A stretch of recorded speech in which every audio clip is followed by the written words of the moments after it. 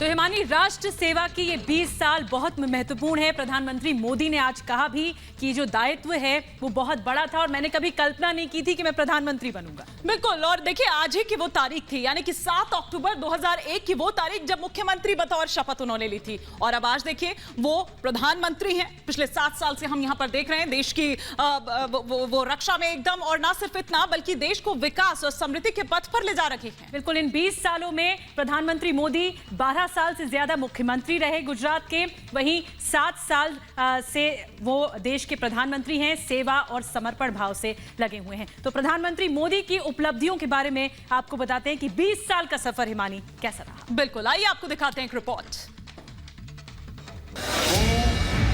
नरेंद्र दामोदर दास मोदी ईश्वરના નામે સોગંદ લઉં છું। पीएम मोदी के सार्वजनिक जीवन के 20 साल। आज के ही दिन 20 साल पहले मुझे जनता की सेवा का एक नया दायित्व मिला था। लोगों के बीच रहकर लोगों की सेवा करने की मेरी यात्रा तो कई दशक पहले से चल रही थी। वोटों में तब्दील की जन कल्याणकारी योजनाएं, संवेदनशील मुद्दों को छूने से गुरेज नहीं, राम मंदिर, 370, 3 तलाक और सीएए।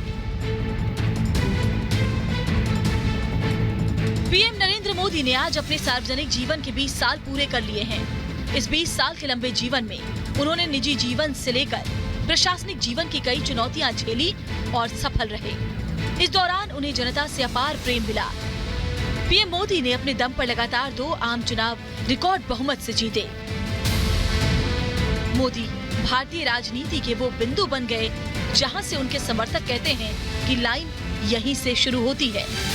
पहले गुजरात के मुख्यमंत्री और उसके बाद दुनिया के सबसे बड़े लोकतंत्र के प्रधान सेवक के रूप में 20 वर्षों की उनकी जन सेवा की यात्रा, जहां निराशा के माहौल से देश को निकालकर विश्व गुरु के पद पर अग्रसर करने की रही है, वहीं उन्होंने एक कर्मयोगी के रूप में देश के जन जन को नया भारत, न्यू इंडिया के विजन को साकार करने का आत्मविश्वास भी दिया है। 26 मई 2014 को पीएम पद की शपथ लेने वाले नरेंद्र दामोदर दास मोदी 2692 दिनों से शासन कर रहे हैं। अगर सीएम की बात करें तो उन्होंने 7 अक्टूबर 2001 को सीएम पद की शपथ ली और 22 मई 2014 तक इसी पद पर रहे। सबसे पहले तो मैं बधाई और शुभकामनाएं देना चाहता हूं माननीय प्रधानमंत्री जी को। लोकतंत्र में प्रधानमंत्री के बजाय एक प्रधान सेवक की भावना से और एक मुख्यमंत्री नहीं मुख्य सेवक की भावना से काम करने का काम किया। सुशासन, सेवा और समर्पण की भावना के साथ जो ऐतिहासिक 20 वर्ष मोदी जी ने पूरे किए हैं, इसके लिए उनको बहुत बधाई शुभकामनाएं भी देता हूं। और ये भी कहना चाहता हूं, शायद ही इन 20 वर्षों में एक दिन का उन्होंने अवकाश लिया हो और ना ही इन 20 वर्षों में एक दिन भी वो सेवा भावना से कहीं हटे हो। पीएम मोदी लोगों की अटेंशन को कमांड करना भी बखूबी जानते हैं और अपने इसी कौशल पर वो भारतीय राजनीति की धुरी बने हुए हैं। अविस्मरणीय, अभिनंदनीय और जिस भी फील्ड में प्रधानमंत्री मोदी जी ने 20 वर्ष में गुजरात के मुख्यमंत्री के रूप में और देश के प्रधानमंत्री के रूप में जो अभूतपूर्व कार्य किया है, वह अपने आप में एक मिसाल बनी है। पीएम मोदी के इन 20 सालों की बात करें तो 80 और 90 के दशक में पीएम मोदी बीजेपी के साधारण नेता हुआ करते थे। संघ से तो उनका पहले से ही नाता था, लेकिन 1990 में एल.के. आडवाणी की रथ यात्रा और 1991-92 में मुरली मनोहर जोशी की एकता यात्रा को सफल बनाने में अहम भूमिका निभाई। हम सभी देशवासियों के लिए सचमुच ये प्रसन्नता का विषय है कि प्रधानमंत्री मोदी जी को संवैधानिक पद पर काम करते हुए आज 20 वर्ष पूरे हुए हैं। इन 20 वर्षों में उन्होंने मुख्यमंत्री के रूप में और प्रधानमंत्री के रूप में अपने दायित्व का बखूबी निर्वाह किया है। और मैं कह सकता हूं कि 20 वर्षों में मोदी जी ने एक कर्मयोगी की भांति जनता जनार्दन की सेवा की है। चाहे मुख्यमंत्री के रूप में उनका कार्यकाल रहा हो या फिर वर्तमान में प्रधानमंत्री के रूप में उनका कार्यकाल है, वह इस बात को दर्शाता है कि उनमें विजन भी है, पैशन भी है और साथ ही साथ लोक कल्याण और गरीब कल्याण के लिए काम करने का उनका एक जीवन पर्यंत मिशन भी है। ये यात्राएं और इनका अनुभव मोदी को जननेता गढ़ने में कारगर रहा। नरेंद्र मोदी ने जब अटल बिहारी वाजपेयी से मुलाकात की तो उन्हें गुजरात की जिम्मेदारी दी गई और यहीं से सक्रिय राजनीति में मोदी के प्रवेश का रास्ता खुल गया और यहीं से भारत की राजनीति एक नए बिंदु पर पहुंच गई। Bureau report, republic Bharat. तो 20 साल बेमिसाल और प्रधानमंत्री मोदी, जब नरेंद्र मोदी प्रधानमंत्री की उन्होंने कुर्सी संभाली तो कई ऐसे फैसले रहे जो ऐतिहासिक हिमानी रहे और उन्हीं में से जो एक बड़ा फैसला था वो था जम्मू कश्मीर राज्य में अनुच्छेद 370 को हटाना। बिल्कुल, और इससे आप ये कहिए कि जम्मू कश्मीर में एक नए युग की शुरुआत हुई, आतंकवाद पर लगाम लगी और ये क्षेत्र जो था वो मुख्य धारा से जुड़ने लगा।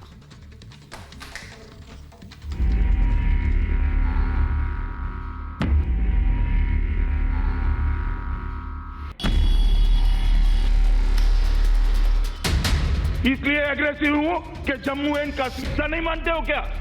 एग्रेसिव ना हो, जान दे देंगे इसके लिए। क्या बात कर रहे हो आप? एग्रेसिव होने की क्या बात कर रहे हो? जान दे देंगे इसके लिए।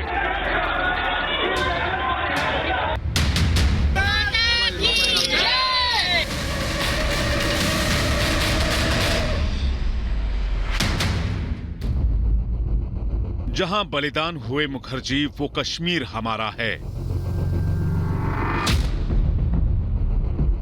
जो कश्मीर हमारा है वो सारा का सारा है। दशकों तक ये नारा सिर्फ नारा बना रहा। हर बार संकल्प दोहराए जाते, कश्मीरियत के कसीदे पढ़े जाते, लेकिन अड़चन अड़चन ही बनी रही।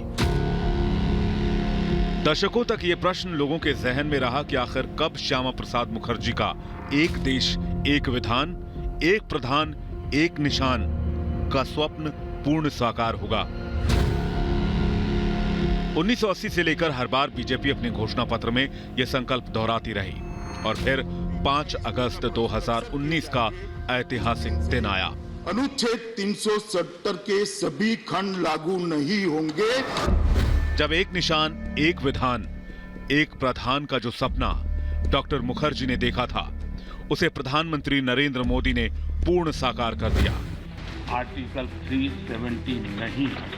देश की एकता और अखंडता के लिए मोदी सरकार ने अनुच्छेद 370 को निर्मूल कर दिया। भारत के राष्ट्रपति द्वारा इस घोषणा पर हस्ताक्षर किए जाएंगे, उस दिन से अनुच्छेद 370 के सभी खंड लागू नहीं होंगे। साल 2014 में मोदी सरकार के आने के बाद से ही कश्मीर में बदलाव की लौ जलने लगी थी, लेकिन स्थानीय लोगों को मुख्य धारा से जोड़ने में अनुच्छेद 370 दीवार बना रहा। ये दीवार ऐसी थी जिसे हटाए बिना विकास का पुल बनाना संभव नहीं था। मोदी सरकार लगातार कश्मीरियों के लिए सकारात्मक कदम आगे बढ़ा रही थी। उधर कश्मीर भी गोलियों की आवाज की जगह हंसी की गूंज सुनने को बेताब था। बस फिर क्या, बड़े हौसले और कड़े फैसले के साथ मोदी सरकार ने 5 अगस्त 2019 से जम्मू कश्मीर में अस्थायी रूप से लागू अनुच्छेद 370 को एक झटके में साफ कर दिया। जिस रास्ते की आपको आदत हो गई थी, तो शायद 70 साल के बाद भी इस देश में से आर्टिकल 370 नहीं है।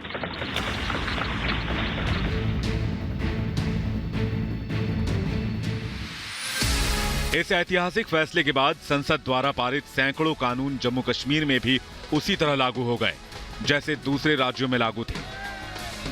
इसके साथ ही लद्दाख एक अलग केंद्र शासित प्रदेश बनकर अपने एलजी और अलग सचिवालय के साथ विकास की राह पर चल पड़ा। आज देश के तमाम केंद्रीय कानून और योजनाओं से जम्मू कश्मीर के स्थानीय लोग लाभान्वित हो रहे हैं।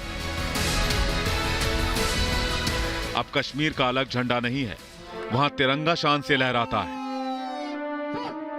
जम्मू कश्मीर में अब तिरंगे का अपमान करना संगीन अपराध है। जम्मू कश्मीर में स्थानीय लोगों की दोहरी नागरिकता समाप्त हो गई है। वहां पूरी तरह से भारत का संविधान लागू हो गया है। अनुच्छेद 370 का इस्तेमाल पाकिस्तान हथियार के रूप में कर रहा था। अनुच्छेद 370A और 35A का इस्तेमाल वहां की सरकारों और कुछ लोगों ने सिर्फ नौजवानों की भावनाओं को भड़काने के लिए किया।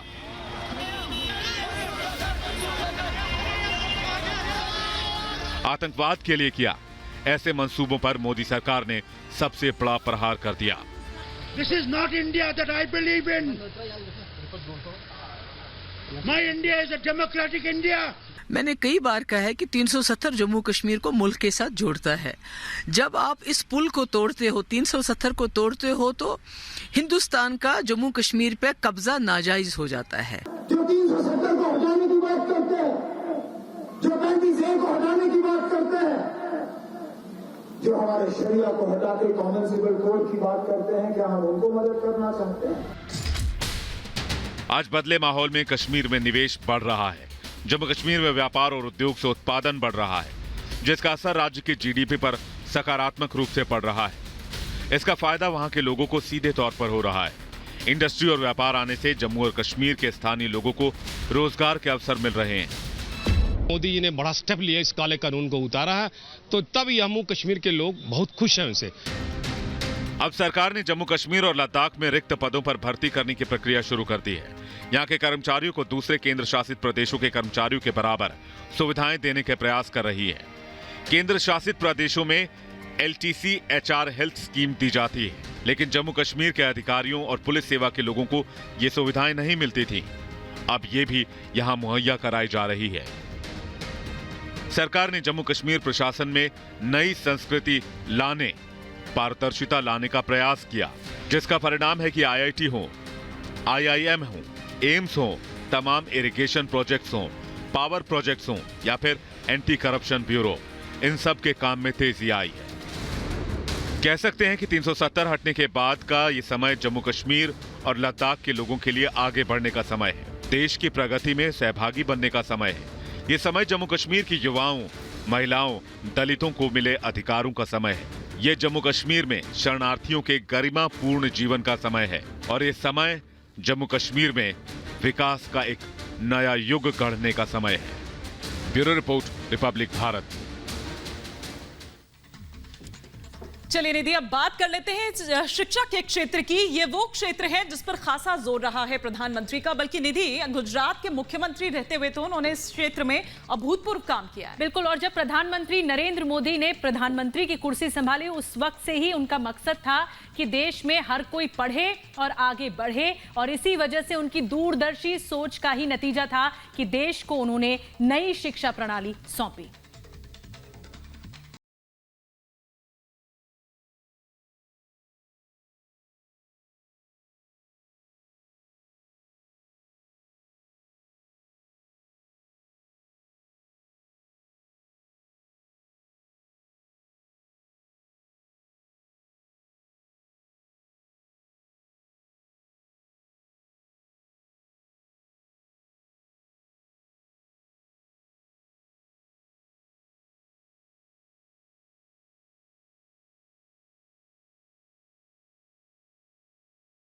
सरकार की एक बड़ी खूबी रही है, वो है शिक्षा पर जोर।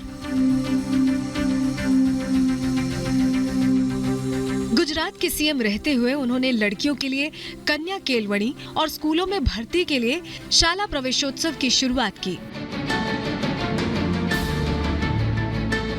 इसका नतीजा ये निकला कि लड़कियों में शिक्षा का स्तर बढ़ा, साथ ही स्कूल छोड़ने का प्रतिशत करीब 0 हो गया।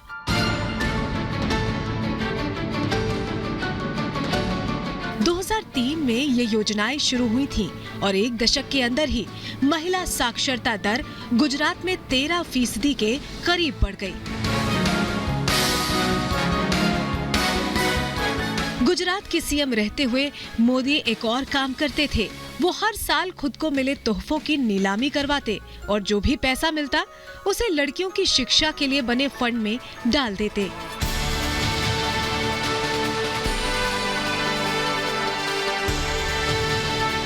ज्यादा से ज्यादा बच्चे स्कूलों में प्रवेश लें, इसके लिए जून की तपती गर्मी में 3 दिन तक नरेंद्र मोदी के नेतृत्व में पूरी राज्य सरकार, मंत्री, सचिव, पुलिस अधिकारी, सांसद, विधायक सब गांव-गांव जाते, गरीबों के घर पहुंचते और ये कोशिश करते कि बच्चों का दाखिला हो और शिक्षा का स्तर बढ़े।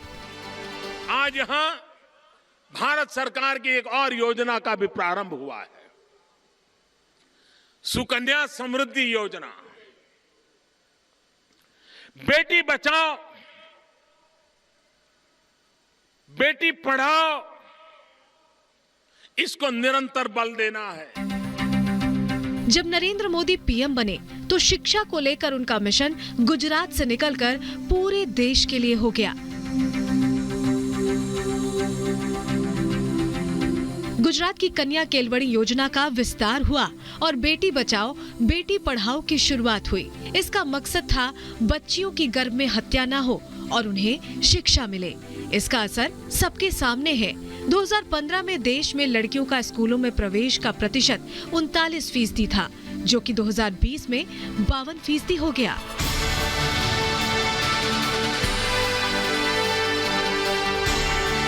इसके बाद पीएम मोदी ने शिक्षा को लेकर देश में मूलभूत ढांचे को बढ़ाने पर जोर दिया।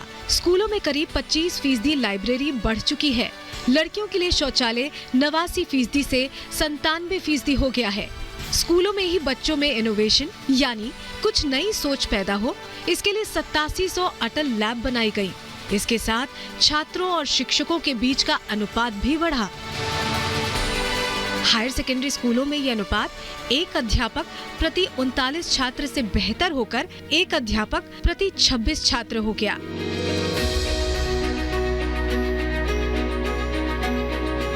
इसके साथ साथ मोदी सरकार ने ये कोशिश की है कि उच्च शिक्षा का विकास हो और इसमें जो बढ़त है वो बनी रहे।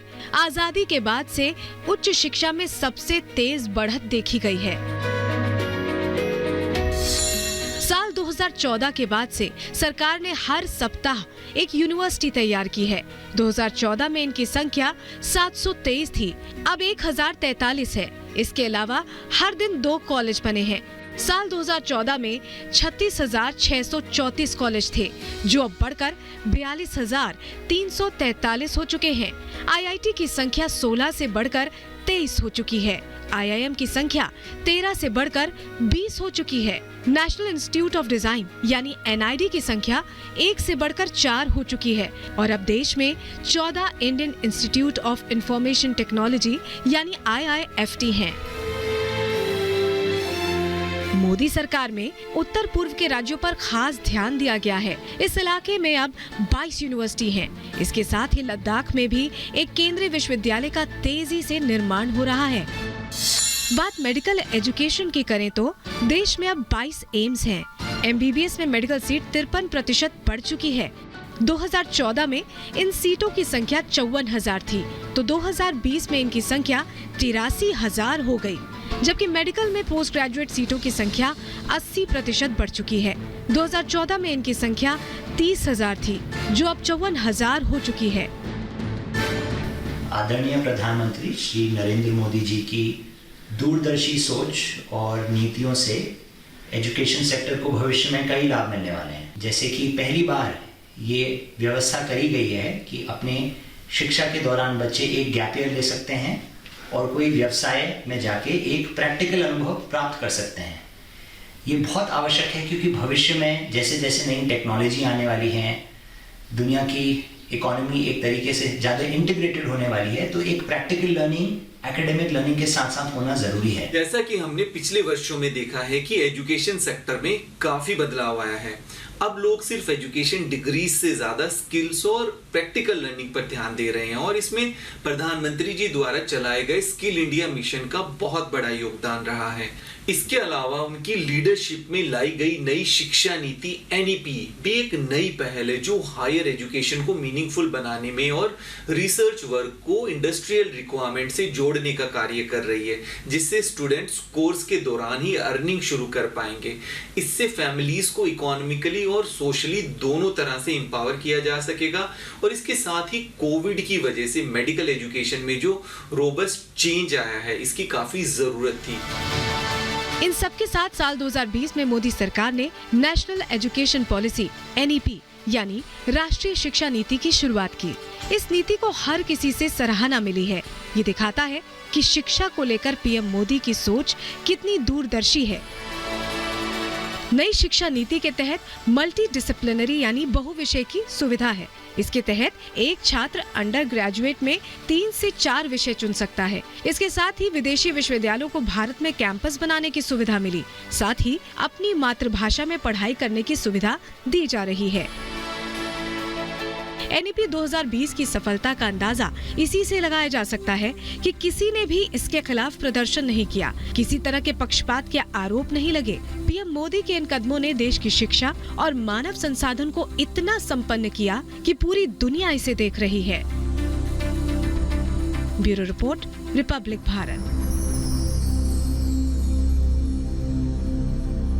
और हिमानी, वैसे आपको एक दर्शकों को ये बात बतानी बहुत जरूरी है कि PM बनने के बाद नरेंद्र मोदी ने जो केंद्र और राज्यों की दूरी थी उसे कम करने का भी प्रयास किया, यानी जो देश का संघीय ढांचा है उसे मजबूत करने की तरफ एक कदम बढ़ाया, वो था नीति आयोग का गठन। बिल्कुल, और आप ये देखिए कि राज्य के जो मुख्यमंत्री हैं उनको उन टास्क फोर्स का प्रमुख बनाया गया था जो कि वो अपने राज्य में चाहते हैं। और आपने बिल्कुल ठीक कहा निधि कि इससे एक अच्छी बात ये हुई कि जो केंद्र सरकार है और राज्य सरकार हैं उनके बीच में एक बेहतर तालमेल शुरू हुआ।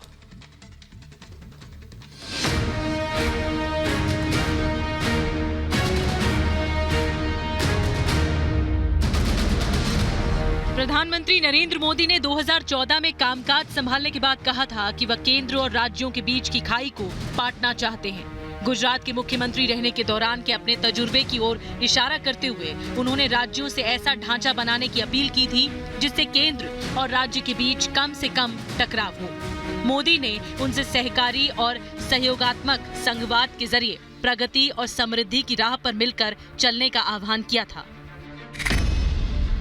प्रधानमंत्री बनने के बाद मोदी ने जो सबसे पहला काम किया वो था नेहरू युग के योजना आयोग को भंग करना।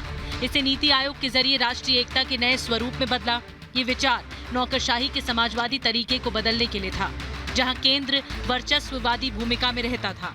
इसे एक टीम इंडिया मॉडल में बदला, जहां राज्यों के साथ केंद्र ने सलाहकार के तौर पर पहल शुरू की। एक ऐसा नए रूप रंग के साथ, नया शरीर, नई आत्मा के साथ, नई सोच के साथ, नई दिशा के साथ, नए विश्वास के साथ एक नए इंस्टीट्यूशन को हम निर्माण करेंगे और बहुत ही जल्द योजना आयोग की जगह पर ये नई इंस्टीट्यूट काम करे, उस दिशा में हम आगे बढ़ने वाले हैं। नीति आयोग के जरिए मुख्यमंत्रियों को उन टास्क फोर्स का प्रमुख बनाया गया था जो वे अपने राज्यों में क्या चाहते हैं इस पर सिफारिशें देते थे। ये विचार नरेंद्र मोदी को गुजरात के मुख्यमंत्री रहते हुए आया। यहाँ वो योजना आयोग के एक तरफा ढर्रे की वजह से खुद को विवश महसूस करते थे। एक चीज समझना जरूरी है कि एग्रीकल्चर एक स्टेट सब्जेक्ट है। सेंटर बहुत चीजें कर चुका है और अब स्टेट्स को करना जरूरी है और स्टेट्स आगे बढ़े, क्योंकि जो मार्केट रिफॉर्म्स हैं, जो एसेंशियल कमोडिटीज रिफॉर्म्स हैं, जो APMC रिफॉर्म्स हैं, जो सीड है, फर्टिलाइजर है, ये तो भाई स्टेट्स ही कर सकते हैं। तो स्टेट्स की भी तो जिम्मेदारी बनती है। सेंटर जितना कर सकता था सेंटर ने कर दिया, अब स्टेट्स को अपना करना है। सहकारी संघवाद की सोच में दूसरा प्रमुख निर्णय था 14वें वित्त आयोग की सिफारिशों को लागू करना, जिसमें राज्यों को केंद्र की तरफ से मिलने वाली रकम में भारी बढ़ोतरी हो गई। इससे एक झटके में टैक्स से केंद्र को होने वाली आमदनी में राज्यों का हिस्सा 2015 में 32 से बढ़कर 42% हो गया। सरकार ने केंद्र की फंडिंग से चलने वाली योजनाओं में भी कुछ बदलाव किए, जिससे राज्यों की इनके बजट को लेकर स्वायत्ता बढ़ी। तीसरा और शायद सबसे निर्णायक कदम 2016 में गुड्स एंड सर्विसेज टैक्स कानून को पास करना और अगले साल जुलाई में उसे लागू करना था। अप्रत्यक्ष कर के बंटवारे से जुड़े फैसले लेने के लिए जीएसटी काउंसिल बनाई गई, जो सहकारी संघवाद की एक और मिसाल थी।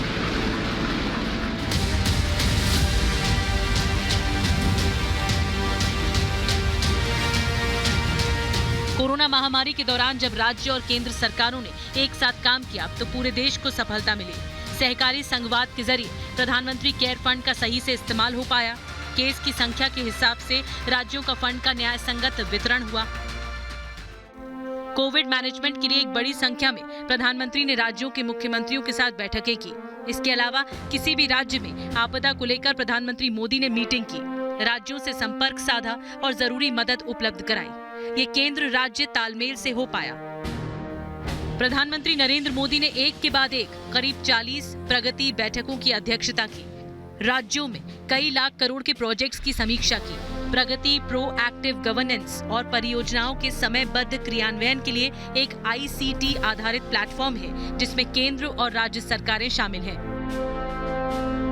इन कदमों का देश के संघीय ढांचे को मजबूत बनाने पर सकारात्मक और टिकाऊ असर हुआ है। इनके जरिए राज्यों को मिलने वाले संसाधनों में बढ़ोतरी हुई, उन्हें अपनी सामाजिक आर्थिक योजनाएं बनाने और उन्हें लागू करने की आजादी मिली। साथ ही जीएसटी काउंसिल जैसा नया मंच भी मिला। राज्यों को अधिक संसाधन मिले और खर्च करने के मामले में भी उन्हें अधिक आजादी मिली। Bureau report, republic Bharat. चलिए निधि, आगे बढ़ते हैं और अपने दर्शकों को एक और बड़े फैसले के बारे में बताते हैं पीएम मोदी के, और वो था देश में जीएसटी लागू करना। बिल्कुल हिमानी, लेकिन जो पहले की सरकारें थी वो लगातार जीएसटी के फैसले को टाल रही थी। प्रधानमंत्री मोदी ने यह ऐतिहासिक फैसला लिया गुड्स एंड सर्विसेज टैक्स को लागू कराकर, और यही जो हिस्टोरिक फैसला था उसी के बारे में रिपोर्ट देखिए।